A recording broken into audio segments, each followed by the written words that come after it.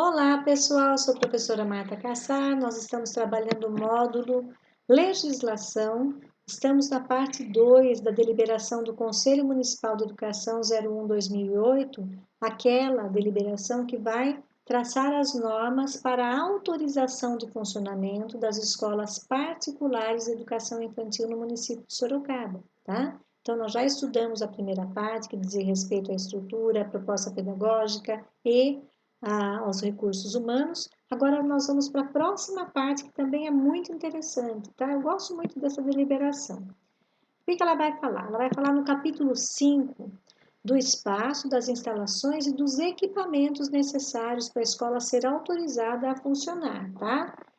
Daqui para frente vocês vão perceber que eu coloquei mais grifos para vocês prestarem mais atenção em alguns aspectos. Então, para funcionar, além de ter uma proposta pedagógica, além de ter recursos humanos com todas as pessoas habilitadas, tem agora esse espaço físico que tem exigências importantes para que a criança tenha os seus direitos de aprendizagem garantidos num espaço seguro, como apregoa toda a nossa legislação de proteção à criança, tá? Então vamos lá olhar. Não é em qualquer casa, em qualquer espaço que se monta uma escola de educação infantil. Existem essas exigências.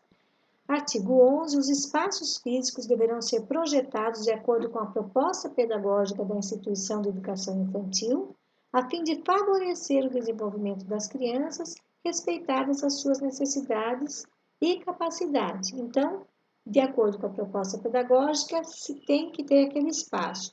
Muitas vezes a proposta pedagógica envolve poucas salas de aula e muito espaço de convivência para todos, interno e externo. Então, tem que estar alinhada essa proposta com o espaço que vai ser construído ou oferecido às crianças, né, já existente. Parágrafo único desse artigo 11 diz que quando houver turmas de educação infantil em escolas de ensino fundamental ou médio, deverão ser reservados espaços de uso exclusivo para as crianças de educação infantil.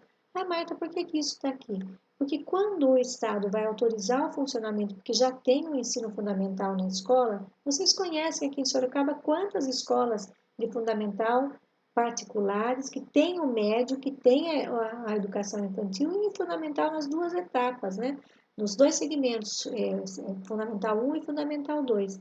Eles pedem autorização para a diretoria de ensino e não mais para a prefeitura. Então, esse regramento aqui serve tanto para a diretoria de ensino fazer essas cobranças para esse proprietário da escola particular, como para a prefeitura fazer a cobrança para quem?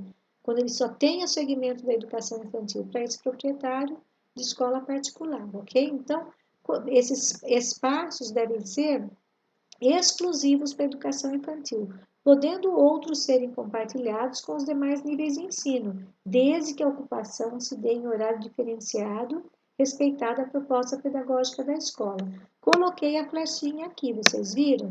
Porque aqui há uma grande possibilidade de sair um questionamento a respeito desse espaço que tem que ser exclusivo para as crianças, tá? As crianças da educação infantil. O artigo 12 diz que a edificação destinada à educação infantil deverá estar adequada ao fim a que se destina e atenderá às normas específicas técnicas da legislação pertinente. A legislação pertinente eu já aviso a vocês, que é a impossibilidade da oferta da educação infantil em prédio, por exemplo, de 2 pavimentos, que contenham escadas que coloquem as crianças em risco. Então, normalmente, as escolas que são antigas, muitas delas têm essa rampa ou escadas, mas de um momento para cá, a arquitetura da escola, aprovada pelo Conselho Municipal de Educação mesmo, já fala que tem que ser no nível plano, tá? Sem escadarias. Portanto, fiquem atentos com relação a isso, que a edificação deve estar adequada ao fim a que se destina e às normas e especificações técnicas na legislação pertinente. Parágrafo único. A ocupação de imóvel dependerá de aprovação prévia pelo órgão oficial competente. Então, já amarrou aqui que essa aprovação do imóvel depende, inclusive até a autorização dos bombeiros para que funcione. Então, tem que ter aquele ABCB, que é parte integrante da segurança para as crianças, tá? O artigo 13 vai dizer que os espaços deverão atender às diferentes funções da instituição de educação infantil e conter a estrutura básica que contemple o quê? Vamos ver, estão todos em grifos. Então, esse supervisor que faz parte da diligência vai verificar se esse imóvel é em visita mesmo a esse local, antes do funcionamento, antes de pôr a criança lá dentro. Esse proprietário dessa escola vai ter que aguardar se existe alguma necessidade de adequação do prédio. Vamos ver em que sentido. No inciso 1 diz assim: espaço para recepção. O segundo, sala para serviços administrativo, pedagógico e de apoio. 3. Sala para atividades das crianças com boa ventilação e iluminação e com mobiliário e equipamentos adequados. Não é em qualquer cantinho, sem janela, porões de casas que eles pegam para alugar. A gente já viu de tudo, né, gente? Então, tem que ser casa com boa ventilação e iluminação e o mobiliário tem que ser adequado para criança pequena, ou seja, mesinhas, cadeirinhas, vasinhos sanitários, todos pequenos para criança daquela altura, daquele tamanho. O inciso 4 diz que o refeitório, instalações e equipamentos para preparo de alimentos que atenda às exigências de nutrição, saúde, higiene e segurança da criança, nos casos em que a escola oferece alimentação. Como todas oferecem alimentação, é uma referência importante nesse documento. Instalações sanitárias próprias, completas, separadas por sexo, ou seja, vestiário ou sanitários feminino e masculino, separados. Não é porque são pequenos que todos podem usar o mesmo banheirinho, tá? Especificamente para o uso das crianças e instalações próprias para uso do adulto. Então, os banheirinhos das crianças são para as crianças e os funcionários, a equipe administrativa, os professores vão utilizar o banheiro próprio que é para eles, tá? Então, vejam, aquela história de utilizar em casas alugadas adaptadas, tem grandes reformas aí para acontecer. Vamos observando que isso tudo pode ser um motivo aí de questionamento.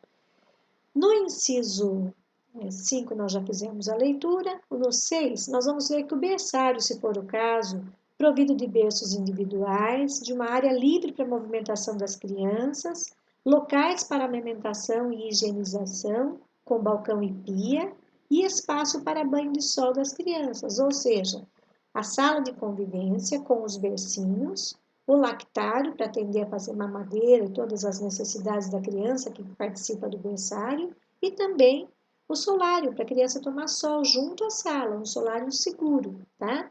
Todos os dias pela manhã tem na rotina lá o banho de sol das crianças. Pelo inciso 7º, nós vamos ver que a área coberta para atividades externas tem que ser compatível com a capacidade de atendimento oportuno da instituição. Então, não é qualquer quintal pequenininho, tem que ser um espaço que dê para as crianças se movimentarem e viverem o direito de aprendizagem delas, que é o brincar, que é o expressar, que é o conviver, todas essas questões importantes que nós já vimos na LDB, na Base Nacional Comum, tá? Como inciso 8º, nós temos que as instalações e equipamentos de segurança devem ser adequados e as condições de acessibilidade a portadores de necessidades especiais conforme as normas legais. Então, a escola tem que estar com sinalização para as crianças de baixa visão ou cegas, a escola tem que ter rampas, tem que ter barras. Por quê? Porque nem sempre essa escola terá crianças ou então vai ter que negar a matrícula para a criança que é especial, que é portadora de uma necessidade especial, não pode. Então, tem que ter desde o início, se for assim, escadinha para entrar na escola, tem que ter também uma rampa, porque pode ter ali um cadeirante, vocês entenderam. Como inciso 9, nós temos aqui que as áreas de recreação e vivência, incluindo as áreas verdes quando houver, possibilitando a interação de crianças e a participação em atividades coletivas. Então, se tiver essa área verde, muito bom. Se não tiver, tem que ter uma área externa que as crianças possibilitem essa interação das crianças, ok? Então, com relação a isso, o prédio tem que responder a essas características nessas diligências que vão ser feitas pelos supervisores encarregados de fazer essa visita técnica. O artigo 14 vai dizer que recomenda-se para as atividades externas o espaço físico adequado ao número de alunos por turma atendida. Então, a recomendação é que naquele espaço caibam todos os alunos da escola. Por quê? Em algum momento vai ter todas as crianças lá fora, numa festa, numa reunião, tá? No capítulo 6, nós vamos ver como é que funciona essa autorização de funcionamento, tá? Bem, o artigo 15 vai dizer que entende-se por autorização de funcionamento o ato pelo qual o órgão próprio do sistema de ensino permite o funcionamento da instituição de educação infantil quando atendidas as disposições legais pertinentes. Como parágrafo único, nós temos que a autorização prevista nesse caput é a da competência do Sistema Municipal de Ensino de Sorocaba, Secretaria da Educação. Então, cada vez que essa escola for solicitar a autorização de funcionamento, vai solicitar para quem? Para a Secretaria Municipal de Educação. Vai se dirigir à secretaria com documentos próprios e solicitar o funcionamento. Claro que primeiro dia que ela for, ela vai o quê? Colher todo o material necessário, apesar de sempre essa resolução, essa deliberação estar no site da prefeitura, no site do Conselho Municipal. Aí ela vai levar a documentação necessária, forma-se então uma equipe que é publicada no jornal Município de Sorocaba, e essa equipe passa a ser responsável pelas diligências e por um relatório final para a autorização de funcionamento, que também vai ser publicado, tá? Artigo 16. Os pedidos de autorização e funcionamento das instituições privadas de educação infantil serão apresentados à Secretaria de Educação com antecedência mínima de 120 dias do início das atividades. Então, 120 dias antes de começar o atendimento às crianças, essa instituição terá que ter feito esse pedido de autorização. E essa equipe terá 120 dias, 110 dias para fazer todo esse procedimento. O proprietário da escola terá essa necessidade de adequar o prédio às condições estabelecidas por essa deliberação, o quanto antes ele tem prazo para atender as crianças em 120 dias, tá? O pedido deve ser, pelo artigo 17, acompanhado de um relatório da proposta pedagógica e do regimento escolar. É um documento importante, o regimento escolar, que nós não citamos ainda, mas ele deve ter, então, todo o relatório contendo as informações importantes acerca da escola, a proposta pedagógica e esse regimento escolar que deve ter sido construído por todas as pessoas que já estão constituídas ali, inclusive se puder ser construído em consonância aí com essa orientação desses supervisores, melhor. Mas se não, não tem problema. Entra-se com o pedido do regimento, desde que ele esteja alinhado com a LDB, com o ECA, sem ferir os direitos da criança. Como parágrafo 1º, nós temos que dizer qual é esse relatório citado no artigo 17. O que fala esse relatório? Tem que identificar a instituição, quer dizer, pôr um nome nessa instituição e o seu endereço, nome do gestor responsável e sua titulação, incluindo um currículo resumido. Inciso 3º, prova da natureza jurídica da entidade mantenedora, acompanhada do CNPJ e do Registro Nacional de Pessoa Jurídica. E esse sim é uma empresa aberta, deve constar ali com CNPJ, e esses documentos já verdadeiros devem estar inseridos nesse relatório. O inciso 4 é prova das condições legais da ocupação do prédio onde funcionará o estabelecimento. Então, se foi alugado, se foi construído, então tem que se é de propriedade da própria pessoa ou não, se é alugado, tudo tem que estar ali provando que essa ocupação é de fato legítima. Como inciso 5º, nós temos que a planta do prédio aprovada pela Prefeitura Municipal ou planta assinada por profissional, engenheiros registrado no CREA, deve ser responsável pela veracidade dos dados, tá? Ou seja, essa habitação desse local deve estar ali autorizada pela Prefeitura ou ter a planta, se foi construída especialmente para isso, passou por todo o procedimento aí, da Prefeitura Municipal mesmo, com autorização, porque tem que ter um engenheiro responsável a cada obra, ok? Para o famoso habite-se. O inciso 6 vai dizer que tem que ter esse laudo do bombeiro que eu já mencionei, né? Um documento importante que vai provar se a escola tem formas de saída de evacuação das crianças no caso de incêndio, se as portas são portas fáceis de abrir e fechar nesses casos, as janelas, os corredores têm a largura necessária para passarem todos. Quem vai fazer esse laudo são os bombeiros, e ele já deve estar anexado nesse relatório.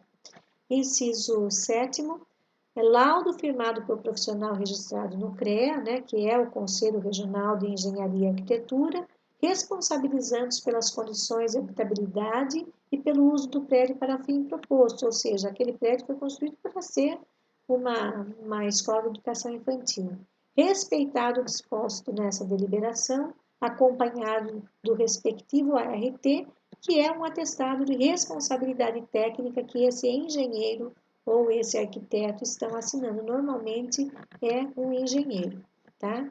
Como inciso 8º, nós temos que o termo de responsabilidade, inciso 8, o termo de responsabilidade devidamente registrado no cartório de títulos e documentos da cidade, firmado pela entidade mantenedora, referente às condições de segurança, higiene, definição do uso do imóvel, a capacidade financeira de manutenção do estabelecimento e custos pretendidos, a capacidade técnico-administrativa para manter os arquivos e os registros dos documentos escolares. Tudo isso devidamente registrado no cartório municipal, aqui no cartório da nossa cidade, para evidenciar que é uma empresa idônea. Tudo isso estará nesse relatório entregue no ato da solicitação de autorização de funcionamento, como nós dissemos, pelo menos 120 dias antes do início do atendimento às crianças, tá? Parágrafo 2º, a proposta pedagógica nos termos do artigo 6º e 7º dessa deliberação deve constar, juntamente com esse relatório.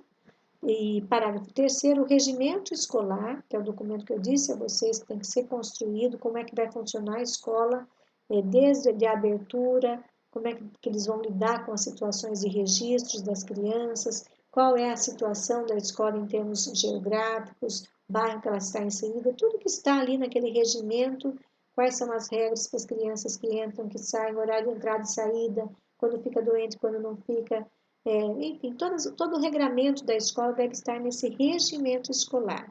Ela deve expressar a organização pedagógica, administrativa e disciplinar da educação infantil. Os pais podem buscar mais cedo se não podem, se pode entrar atrasado se não pode, tudo isso está dentro do regimento que já está sendo entregue na Secretaria Municipal de Educação naquele ato, tá?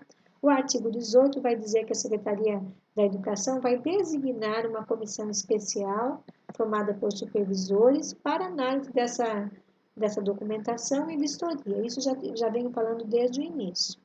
O parágrafo 1º diz que a decisão final deverá ser expedida no prazo máximo de 90 dias, ou seja, a partir da entrega desse proprietário, dessa documentação, desse relatório, dessa proposta pedagógica, desse regimento escolar, 90 dias depois, todo esse movimento tem que ser sido encerrado, tá? Ele protocolou na Secretaria da Educação, tem que ter, em 90 dias, tem que encerrar todo esse procedimento que foi iniciado. Não havendo algumas situações, se não tiver algum problema nessa diligência, pode até passar esse período. Existem casos na vida real que os períodos de decisão final ultrapassam 90 dias. Por quê? Porque aconteceram casos não previstos ali, situações que não são corriqueiras, mas em um ou outro fato diferenciado, ok? Como parágrafo 2º, nós temos que, não havendo manifestação no prazo previsto, caberá recurso por parte da Educação, da Secretaria da Educação.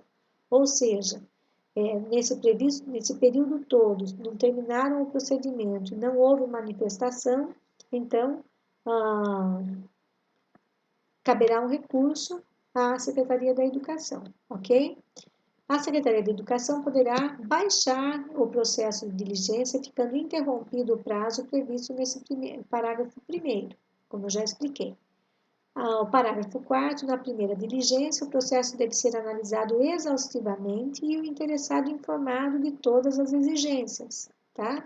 Então, nesse primeiro momento, tem que ficar muito claro, normalmente a gente pede ciência desse proprietário, de tudo que foi orientado, que nós encontramos como oportunidade de melhoramento naquele espaço, naquele ambiente ou na documentação entregue, tá? Parágrafo 5º, nova diligência somente poderá ocorrer pelo não cumprimento de algum item solicitado na primeira diligência. Parágrafo 6º, o não cumprimento de diligência no prazo previsto implicará no indeferimento do pedido, tá? Muitas vezes também não tem ninguém para atender a equipe de supervisores naquele local e por muita insistência, sempre o prédio fechado, então é uma situação delicada. Em alguns casos, a grande maioria flui normalmente. Parágrafo 7º, a decisão final será publicada na Secretaria Municipal de Educação, cabendo o recurso no prazo máximo de 30 dias. Então, todo o procedimento que a Secretaria de Educação dá negativa, esse proprietário de escola pode entrar com recurso, pode solicitar nova diligência, enfim, há prazos para tudo, só que com isso atrasa a autorização de funcionamento dessa instituição, dessa escola. Tá? Artigo 19. A transferência da mantenedora, obedecida à legislação civil e fiscal, será comunicada à Secretaria de Educação para conhecimento e fins de supervisão. Ora, ele não colocou no relatório que aquela creche, aquela escola de educação infantil ficava num determinado endereço, Rua Pedro Silva, número 95, ficticiamente, eu estou falando, né? Não é? De forma fictícia. Ou seja, e se ela mudou de endereço, ela foi para um outro local em prédio próprio? Então, ela tem que comunicar à Secretaria de Educação, e mesmo até se ela for tendo uma transferência de proprietário, ela passou a escola para outro proprietário. Então, eu sou uma pedagoga, eu comprei a escola de você. Então, mudou de proprietário, tem que ter de novo, ser comunicada à Secretaria de Educação.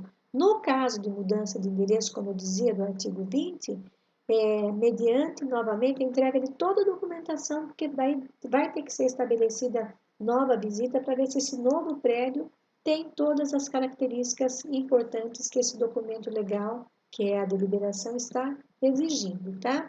Parágrafo único. A mudança de endereço só poderá ocorrer após a devida autorização da Secretaria, tá? Então, vamos recapitular aqui para não deixarmos confusão. No artigo 19, a mudança de mantenedora, ou seja, do proprietário da Escola de Educação Infantil, requer que seja comunicada à Secretaria da Educação e, claro, requer que essas exigências de titulação desse proprietário, que é o diretor da escola, também sejam remetidas à Secretaria da Educação para nova autorização. E a mudança de endereço, estou no endereço, Rua Pedro Silva, e vou me mudar para uma outra rua, um outro bairro, em prédio próprio ou outro prédio alugado. Eu também preciso entrar com a documentação novamente, provando todas aquelas questões de exigências de equipamentos e construção, conforme nós já falamos, tá? O artigo 21 vai falar que a instituição privada de educação infantil poderá funcionar em mais de um endereço sob forma de extensão, mediante autorização prévia da Secretaria de Educação. Por exemplo, eu posso ter a Escola de Educação Infantil Marta 1, a Escola de Educação Infantil Marta 2. Uma fica no bairro, no centro da cidade de Sorocaba, e a outra fica lá no bairro Mangal. Então, é uma extensão. Ambas têm que entrar com toda a documentação de prédio, que fique bem claro para todos, né? Como parágrafo único, o deferimento do prédio depende de análise de condições físicas, estruturais, proximidade dos prédios, satisfeitas as exigências previstas nessa deliberação, tá? Então, novamente tem que entrar com toda a documentação da unidade 1. A unidade 1 já tinha, a unidade 2 tem que entrar com toda a documentação, uma vez aprovada, daí pode começar a funcionar novamente, ok? Perdão, pode começar a funcionar, não novamente, porque a unidade 2 ainda não tinha sido autorizada. Parágrafo único, o deferimento, então, depende dessa aprovação da Secretaria Municipal de Educação com relação a tudo que nós já lemos anteriormente em relação a artigos, parágrafos, incisos e alíneas. O artigo 22 vai falar que a mudança de denominação da instituição de educação infantil, o que é denominação? O nome. Antes ela chamava Escola de Educação Infantil Berço de Ouro, e ela vai passar a se chamar agora Escola de Educação Infantil Céu Azul. Então, essa é uma mudança de denominação. Ela deverá ser comunicada à Secretaria de Educação, que tomará conhecimento e dará publicidade do fato. De que forma? Publicando no Jornal Município de Sorocaba essa mudança, né, uma portaria sobre a mudança da nomenclatura da escola, denominação da escola.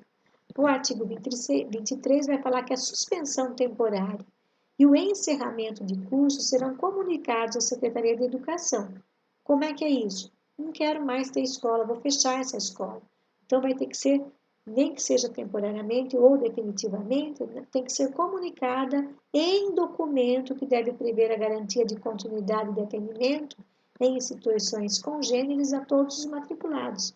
Isso significa que os pais que estão sendo atendidos nessa escola com os seus filhos deverão até provar para a escola que os seus filhos já têm para onde ir, ou nas escolas da rede municipal, ou em outra escola particular, porque essa pessoa, esse proprietário, vai encerrar suas atividades. Pode acontecer, ou porque a pessoa adoece, o proprietário adoece, não tem mais condição de fazer essa gestão, e não tem para quem passar, não tem para quem vender, então decide fechar a escola, mas antes de fechar, ele tem que dar garantia que as crianças vão ter continuidade, porque ela tem direito a acesso e permanência nessa escola, já que ela não teve direito à permanência, mesmo não sendo uma escola pública, ela tem direito a estudo. Então, ela vai para uma outra escola, os pais vão assumir também, ou particular ou pública, pelo menos nós vamos provar, esse proprietário vai provar que as crianças todas foram encaminhadas para determinados locais para ter continuidade da sua vida escolar, tá? Como parágrafo único, temos que a suspensão temporária não poderá exceder o prazo de 3 anos. Passou 3 anos, não retomou, ficou doente, que só dá uma paradinha, volta depois de 3 anos. Não vai mais voltar, entra com documento de fechamento mesmo da instituição, da escola. O artigo 24 vai dizer que o pedido de encerramento das atividades de educação infantil deverá ser acompanhado de informações sobre as condições de guarda do arquivo escolar, com quem ficará, onde ficará esse arquivo, a quem será remetido esse arquivo com a vida escolar de toda a criança, tá? Esse documento vai ser remetido à Secretaria da Educação. O artigo 25, muito importante, está em azul. A falta de atendimento aos padrões de qualidade e a ocorrência de irregularidade de qualquer ordem serão objeto de diligência ou de sindicância instaurada pela a autoridade competente na Secretaria da Educação, obedecidos os procedimentos estabelecidos em lei ou regulamento. Traduzindo, os pais começam a fazer denúncias de maus tratos, de mau atendimento na escola. Essas diligências são feitas e são constatadas essas irregularidades. Aí sim, essa falta de padrão de qualidade e constante irregularidade na ordem de atendimento às crianças vão ser motivo de sindicância e podem acontecer decorrências. Vamos ver quais, né? Artigo 26 vai falar da cassação, a decorrência. A cassação de autorização de funcionamento da instituição de educação infantil dependerá da comprovação de graves irregularidades por meio do processo administrativo resultante da sindicância, assegurado o direito de ampla defesa. Então, vai se abrir aí um procedimento administrativo registrado. Muitas vezes a denúncia é feita no Ministério Público, e o Ministério Público então remete para a Secretaria da Educação essa necessidade de fazer essa sindicância e verificar se realmente está acontecendo essas irregularidades, estão acontecendo as irregularidades na escola de educação infantil apontada. Se sim, ela vai ter esse procedimento depois de ampla defesa, essa autorização cassada. Eu mesma já vi essa situação acontecer, né? Ela não é incomum. É rara, mas não é incomum, tá? Parágrafo único, o ato de cassação caberá à Secretaria de Educação, ela que vai proceder com a fiscalização da Prefeitura, a lacração do lugar que não atende mais crianças. Mas e aí, o que vai acontecer com as crianças? Vamos verificar, né?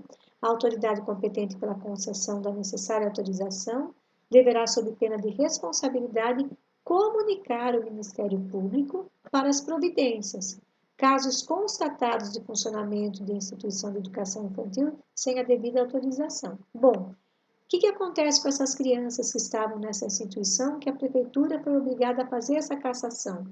A prefeitura tem que assumir essas crianças, as crianças não podem ficar sem escola. Ou então os pais tomam a decisão de colocar em outras escolas, porque não querem ir para a rede pública, tá?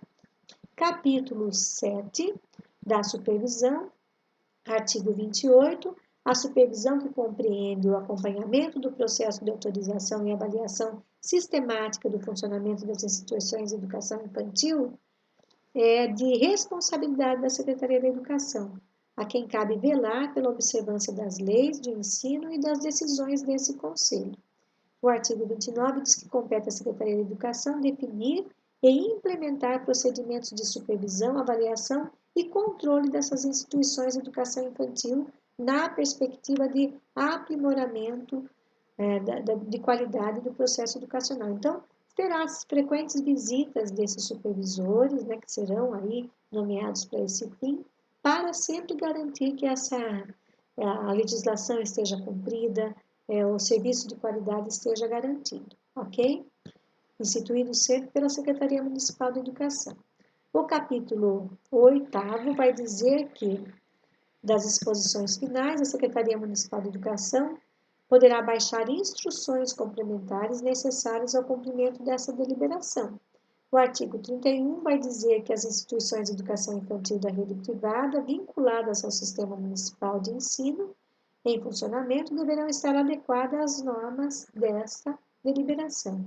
E o artigo 32 vai falar que a indicação do Conselho Municipal número 1, indicação e não deliberação, que fala exatamente quase a mesma coisa, é parte integrante dessa deliberação. E o artigo 33 vai dizer que ela entra em vigor naquela data, ficando revogadas as deliberações anteriores, que foram de 99, de 2007, que também falavam sobre autorização de funcionamento. Então, a partir de então, é essa de 2008 que passa a valer, tá? Depois eles apresentam aqui a equipe de conselheiros que estudou e definiu essa deliberação, decidiu por essa deliberação. Então, esse foi o nosso estudo, terminamos o estudo da deliberação e espero que você assista outras vezes para você gravar bastante aquilo que nós conversamos e estudamos nesse vídeo. Tchau!